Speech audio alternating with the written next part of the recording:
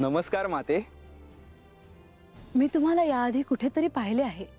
होय माते. तुम्ही इथे असे का उभे आहात? मी वाट पाहतोय. कुणाची? मी त्यांचं वर्णन काय करू माते, माझ्यापाशी शब्दच नाहीत. असं कोण आहे की तुम्हाला शब्द सुचत नाहीयेत? ते जिथे जातात तिथे विघ्न राहत नाहीत. ते जिथे पाऊल ठेवतात तिथे सगळं मंगल होतं. ते जिकडे पाहतात तिकडे अंधार दूर होतो आणि प्रकाश प्रकट होतो. ते आले की प्रश्नच उरत नाहीत माते. तुम्ही ज्यांचे वर्णन करता आहात ते आहेत तरी कोण? आणि ते येणार असतील तर मला यांनी सांगितलं कसं नाही? ते मला ठाऊक नाही माते, पण ते आल्यावर त्यांना भेटल्यावर आपल्याला आनंद होईल हे निश्चित. माते, या जेजुरी गडावर प्रत्यक्ष श्री बालगणेश येणार आहेत आणि त्यांचा आणि आपला ऋणानुबंध काय आहे हे मी तुम्हाला सांगायला नको. पण कोण येणार आहे हे तुम्ही मला अजून सांगितले नाही. क्षमा असावी माते, ते सांगायची मला आज्ञा नाही. परंतु श्री खंडेरायांचे नवरात्र आहेत, त्यावेळेस जेजुरी गडावर अनेक देवी देवता आणि ऋषी येणारच आहेत. इथे अनेक गोष्टी आहेत ज्या मला माहित नाहीत, ज्यांची मला अजूनही ओळख नाही. पुन्हा भेटूच. लतिका, सुवर्ण दर्पण घेऊन ये.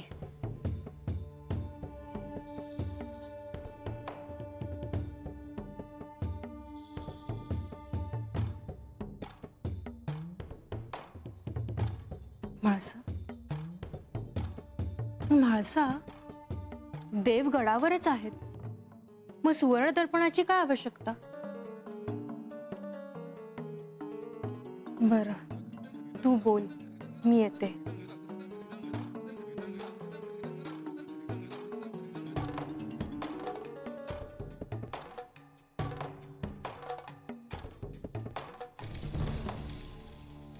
बोलावे. मला तुम्हाला एक विचारायचे आहे. विचार. मला आत्ता राजवाड्याच्या बाहेर एक सेवक दिसला. तो सेवक कोणीतरी अतिथी येणार आहे असं सांगत होता. त्याच्याशी बोलताना मला असं लक्षात आलं की त्या अतिथीबद्दल तुम्हाला माहिती आहे. म्हाळसा, चंपाषष्ठीच्या उत्सवाच्या निमित्ताने गडावर अनेक जण येणार आहेत. तेव्हा तो नेमका कोणाबद्दल बोलत होता हे मला तुला नाही सांगता येणार. पण तो अतिथीचं जे वर्णन करत होता ते खूप अद्भुत होतं. चंपाषष्ठीचा उत्सव सुरू व्हायला अगदी थोडा अवधी राहिला आहे. तेव्हा तुला लवकरच कळेल की तो अतिथी कोण आहे. बरं,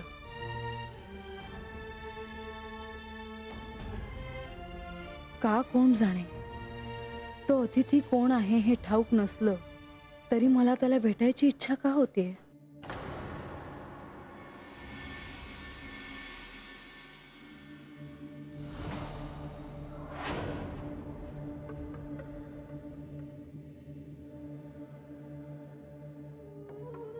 बानू, ए अगं बानू, माझी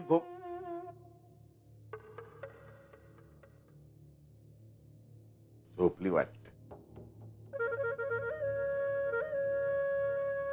आता म्या सुडकतो कुठं ठेवली ती घोंगडी.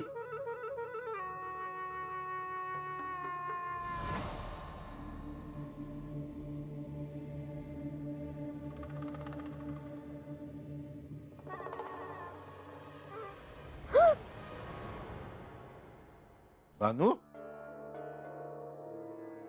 बा, तू आता? अगं होय, अगं घोंगडी घ्यायला आलतो बघ. पण तुला काय झालं असं उठाया? पण सपन नाही ना बघितलंस? अरे कुणास ठाव सपन होतं का काय ते. अरे पण मी कधी बी नाही बघितला असा डोंगर दिसला बघ मला. आणि अरे तो डोंगर पांढरा होता बघ. हे बघ, असा विचार करत बसू नगस. आपलं जग निराळ आहे. तू असा देवाचा विचार करत बसतीस ना म्हणून काय पाहिजे दिसतं बघ तुला. अरे बात तसं नाही, पर तूच सांग, ह्यांचा विचार न करता मी कशी राहू? आधी बी असं सपन पडलं आहे मला. कधी पडलं होतं. अरे एक पोरगी दिसली होती बघ अशाच एका पांढऱ्या डोंगराच्या एका गुहेत. अगं पण तू कधी सांगितलंच नाही ते मला. अरे आता आठवलं बा. होय का? तू झोप आता. म्या म्या बी झोपतो हं? झोप.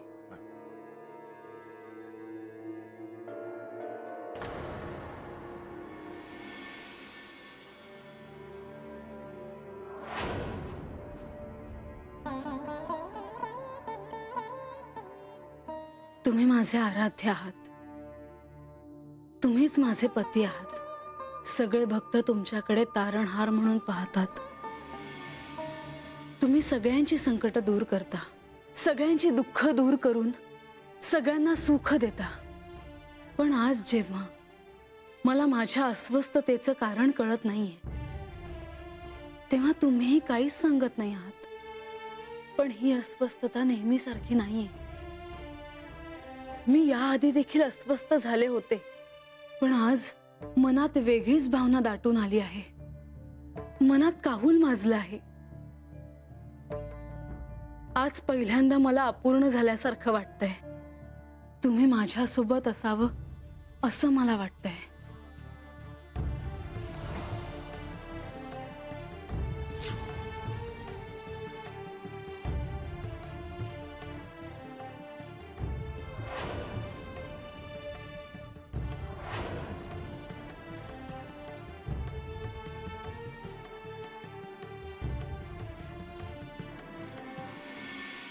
बाद झोप येईना होय तुला?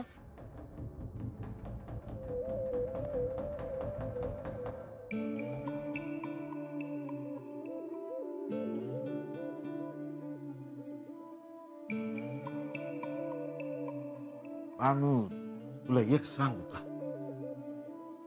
लई दिवस झाले ग आपण बोललोच नाही. बघ आपल्यातनं धड बोलणंच होत नाही. आधी रातच्याला तुझ्या डोक्याला मी त्याल लावून द्यायचो. तुझ्या झोपेपतूर आपण बोलत बसायचो. बघ तसं बोलणं तर होतच नाही. मी धड बोलतच नाही बघ आपण. होय रे बा, मला अजून बी आठवतंय बघ. मी लहान असताना ना तुझ्या हातावर डोकं ठेवून झोपायची. आणि जरा का तुझा हात हल्ला की माझी झोप जायची पळून. मग रातभर मला झोप येई पतूर तू तसाच बसून राहायचा.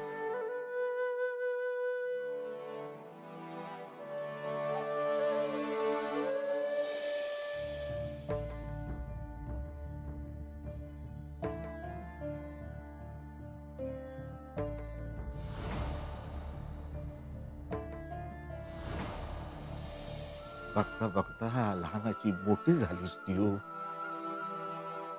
आता तुझं लगीन होऊन तू जाणार की सासरी. आणि म्या एकलाच राहणार. अरे असं का बोलतोयस रे बा? अरे तूच आहेस रे समजा माझ्यासाठी. आणि तू जर असं म्हणणार असेल तर मी नाही करणार लगीन. हे बान असं नाही बोलायचं. अगं किती बी झालं ना तरी ते होणारच बघ. अगं मुलीचं लगीन झालं की तिला सासरी जावंच लागतं या. पण म्हणून काय माहेरची नाती तुटतात होय? अगं आपली माणसं कायम आपल्या सोबतच असतात बघ. बा तुला एकदा सांगून ठेवते, मी तुला सोडून कधी बी कुठं बी जाणार नाही. आणि आताच सांगते, माझं लगीन झालं हवं तर चल माझ्या संग जेजुरीला.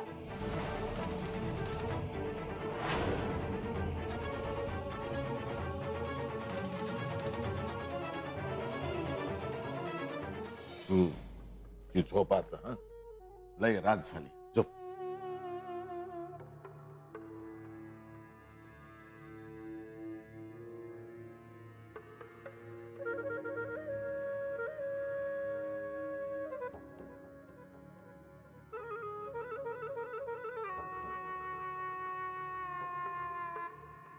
आता कसं करावं ह्या पोरीच?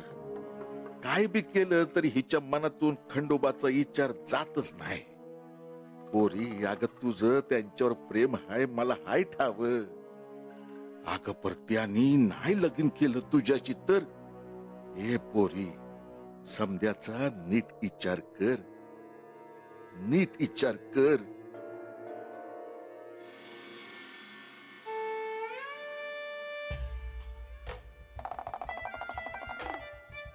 जेजुरी गडावर श्री गणेश येणार त्याची चाहूल समस्त सृष्टीला लागली आहे. श्री गणेशाचं येणं मंगलमय आहे. मार्तंड भैरवाच्या या अवतारात श्री गणेशाचे महत्व काय आहे?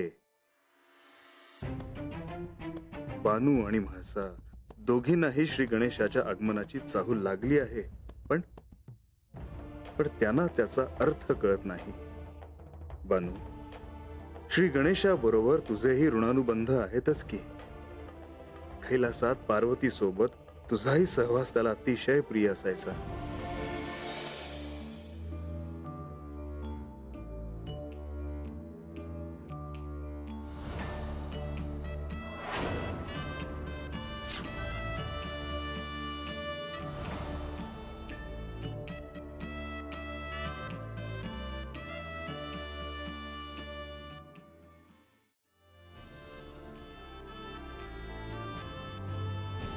प्रधानजी, देवा, ज्या क्षणाची वाट पाहत होतो तो क्षण जवळ आला आहे. हो, श्री गणेश यायला खूप कमी कालावधी उरला आहे. देवा, एक सांगायचं होतं, तसं औचित्यपूर्ण नाही. प्रधानजी, काही कारण असल्याशिवाय तुम्ही सांगणार नाही ह्याची मला खात्री आहे. सांगा. चंपाषष्ठीच्या नवरात्रानिमित्त श्री बाल गणेश जेजुरी गडावर पहाटेच येतील. ते इथे आले की सगळ्यांना आपलेसे करतील. विशेषतः म्हाळसा देवींना त्यांच्या असण्याने प्रसन्न वाटेल. पण प्रधानजी, हे काय तुम्हाला बोलताना एवढं अवघड का वाटतंय? कारण श्री बाल गणेश येण्याआधीच मला त्यांच्या प्रस्थानाविषयी बोलायचं आहे. प्रधानजी, तुम्हाला काय बोलायचंय याची उत्सुकता मलाही आहे. तेव्हा ऋणानुबंधच असे आहेत की म्हाळसा देवींना श्री बाल गणेश आपलेसे वाटणार. त्यांचं मातृत्व जागं होणार. श्री बाल गणेश यांच्यावर म्हाळसा देवी प्रेमाचा वर्षाव करणार. परंतु त्यांचं निघून जाणं म्हाळसा देवींना सहन नाही होणार. प्रधानजी, या शिवलीलेत मी तुमच्यावर काही दायित्व सोपवलं, पण तुम्ही त्याही पलीकडे जाऊन हे अवतार कार्य सार्थ व्हावं म्हणून प्रत्येक क्षणी आमचाच विचार करता. सर्व काही बाजूला ठेवून प्रत्येक घटनेचे सर्व कंगोरे तुम्ही तपासून पाहता.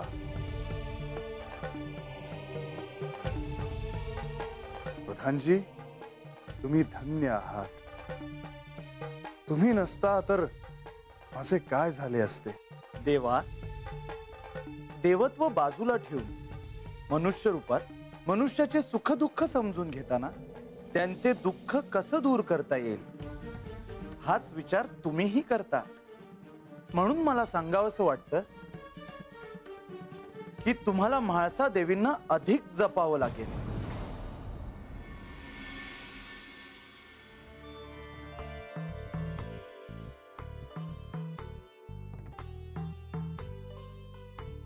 देवी, आपण म्हाळसा दिसत नाहीत. कुठे कुठे आहेत? ती थोड्या वेळापूर्वीच देवघरात गेली आहे. यावेळी? हो, एक छान झोपाळा तयार केला आहे आणि ती तो फुलांनी सजवत आहे. त्यांना हिंदोळा व्रत करावंसं वाटलं असणार, हो ना? मला ठाऊक नाही ते व्रत आहे का आणखी काही. श्री बाल गणेश जेजुरी गडावर येणार आहे, त्याचीच ही चाहूल आहे. म्हाळसाचे मातृत्व जागे झाले आहे.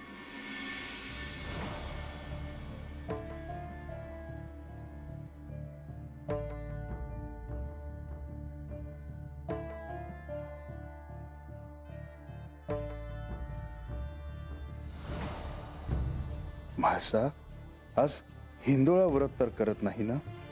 हिने जर माझी प्रतिष्ठापना केली तर या दिवसात मला तिने दिलेले आसन सोडता येणार नाही.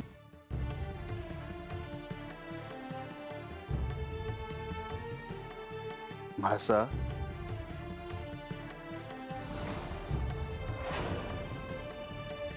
कसा वाटतो आहे हा हिंदोळा?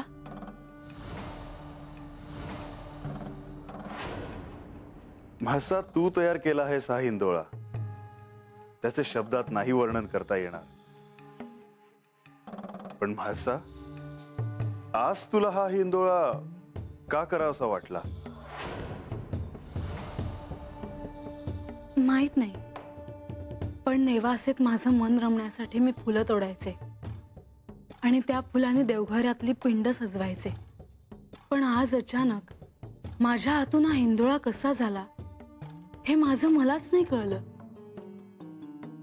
तुला यात आनंद वाटतो ना, हे महत्वाचं. हा आनंद मी शोधला आहे, पण माझ्यापासून तुम्ही पुन्हा काहीतरी लपवत आहात हे मात्र नक्की.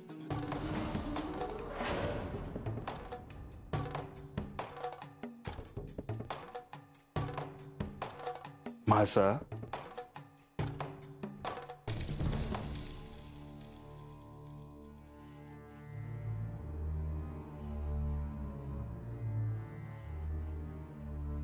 म्हासा, तुला काय समजून घ्यायचं आहे ते विचार मला. मी सांगतो तुला.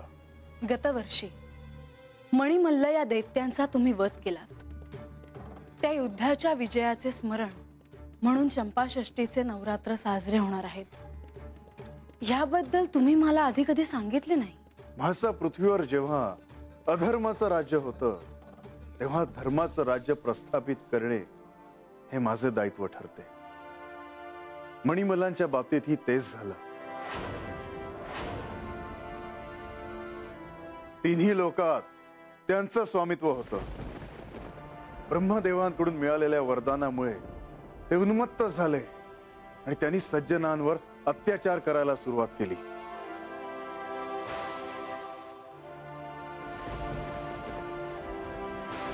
आणि त्यात सप्तर्षी आले. पृथ्वीवर शांतता नांदावी म्हणून सप्तर्षी यज्ञ करीत असताना त्यांच्या यज्ञाचा विध्वंस केला.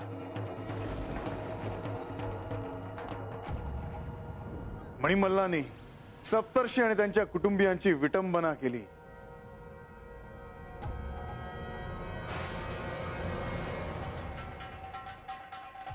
सप्तर्षी नारद मुनींच्या सहाय्याने इंद्राकडे सहाय्य मागायला गेले, पण इंद्र युद्ध करायला असमर्थ होता. म्हणून ते सर्व ब्रह्मदेवांकडे गेले. ब्रह्मदेवांनी त्यांना श्री विष्णूंकडे जायला सांगितलं. श्री विष्णूंबरोबर ते सर्व माझ्याकडे आले. म्हासा, सप्तऋषींची आर्त प्रार्थना अजूनही मला आठवते. हे महादेवा, या दुष्ट मणिमल्लांना असे कडक शासन कर की पुन्हा या भूतलावर सत्याची आणि शुचितेची लक्तरे करण्यास कुणी दजावणार नाही. यानंतर माझ्या क्रोधाचा उद्रेक झाला आणि मी हा अवतार धारण केला.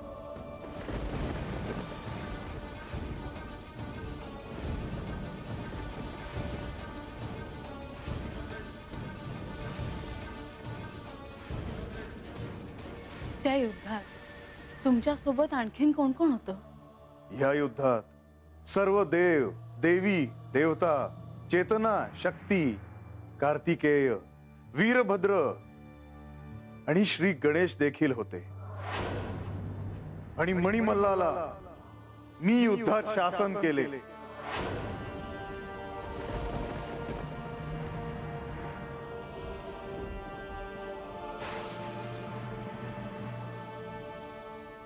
युद्धानंतर ऋषी मुनींच्या प्रार्थनेमुळे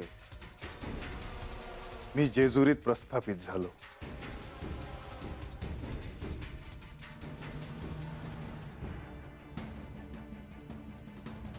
याआधी आपण किती वेळा बोललो आहोत, पण आज मला ही पूर्वकथा कळाली.